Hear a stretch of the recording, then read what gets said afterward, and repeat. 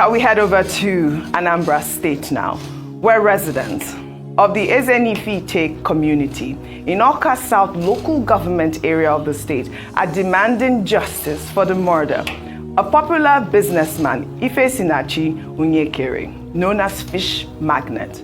Onyekere was abducted and subsequently killed by gunmen despite a ransom payment. He was kidnapped from his residence on Saturday, July 29th. The assailants, who reportedly arrived in an ash-colored SUV, shot him in the leg before fleeing with him in his own car.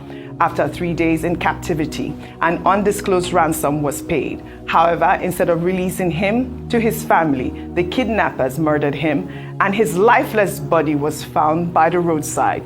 Onyekere's rise to fame was fueled by his advocacy and his love for fish. Well, here's his last known post on social media. This fish industry, they very broad, but most of them don't know. The best way to enjoy fish industry is to pick one area, focus on that.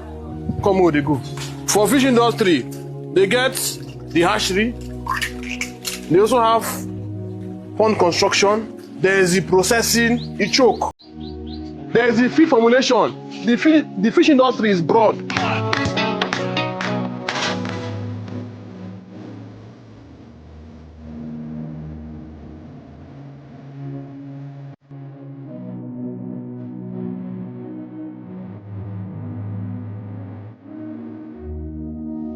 Young life cut short. Well, the Anambra State Police Command has confirmed the incident and stated that the victim's vehicle was recovered. The Commissioner of Police has directed all tactical and intelligence units to intensify efforts to apprehend those responsible for what he calls the cowardly act. The incident has caused significant outrage and concern among residents in that area and, of course, the state, Anambra State. This is really a tragic news. And I believe that he's also the son of a woman leader from Abga. And so he was well known and he was really known for his advocacy. And you could see that last video, teaching people how to fish. Really sad situation coming out from Anambra State. This is terrible, Oji. You know, when we focus on issues around insecurity, there's a tendency to focus on what's happening in the north. But the honest truth is that there's so many other parts of the country, specifically the east, the southeast, where there's continued insecurity and a sustainable solution has not been found yet. We know the consistent things that are plaguing that region, but unfortunately, they are not getting the attention that I think they deserve. So that's the first thing. Then the second is the fact that his mother is a well-known politician. I hope this is not politically motivated, because that's another side of toxic politics. So, you know, sometimes when we say statements like "don't heat up the polity" and so forth, it almost sounds like it's just bravado, right? But the honest truth is that there are some people who take this thing too far. Of course, an investigation is ongoing, so I can't, nobody knows whether or not that is part of it. But I'm just putting it out there as something that cannot be dismissed in the context of it for now. And now look at this brilliant young man who decided to, you know, these days our parents, the older generation, are always complaining that young people don't like to do farming. Young people don't like to do all this. Now look at this young man who's decided that he wants to pursue fishery as his career, doing well for himself, employing people. You can see from the size of the fish there and just the knowledge he has of the industry that he's somebody who is professional in what he's doing, and he's somebody who has a good sense of his industries. But you know,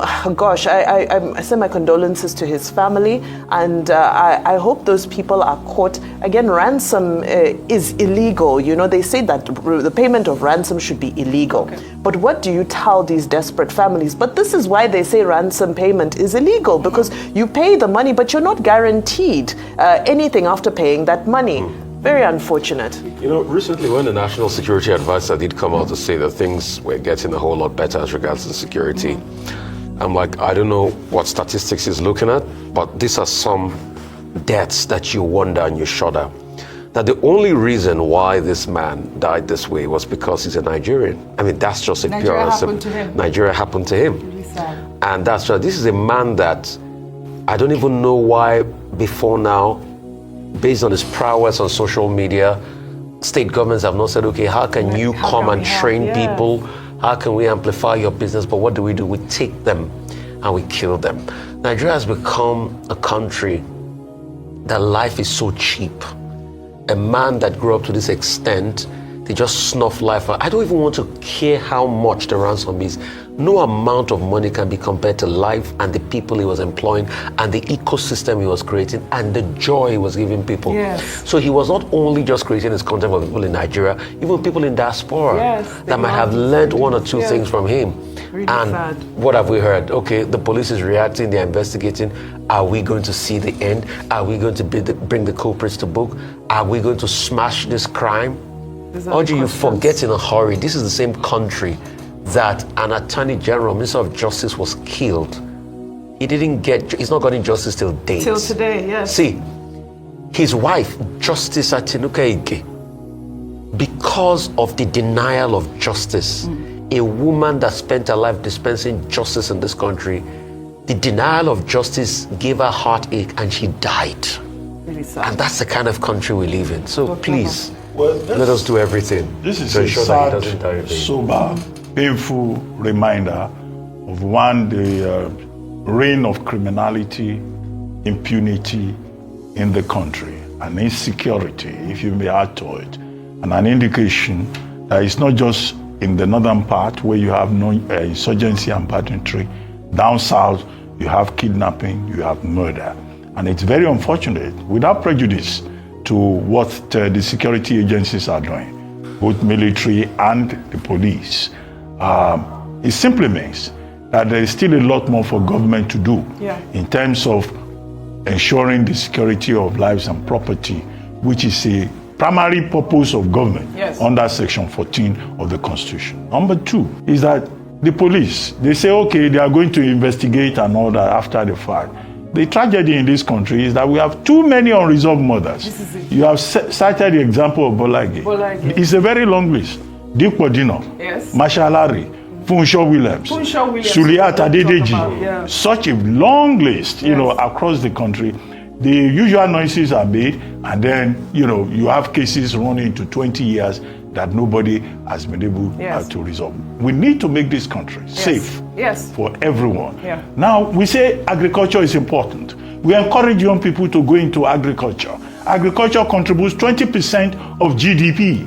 This is a young man who, after leaving school, did not bother to be looking for work and be complaining that I graduated many years ago, I have not found a job. He started a business in agriculture, provided jobs and opportunities, and then they've snuffed life out of him. This is it. So Nigeria has a way of killing people's dreams.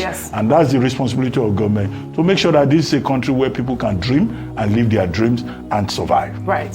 And we call on the Chief Security Officer of the state, Professor Charles Chukwuma Soludo, to also take charge of Anambra State. May his soul rest in peace.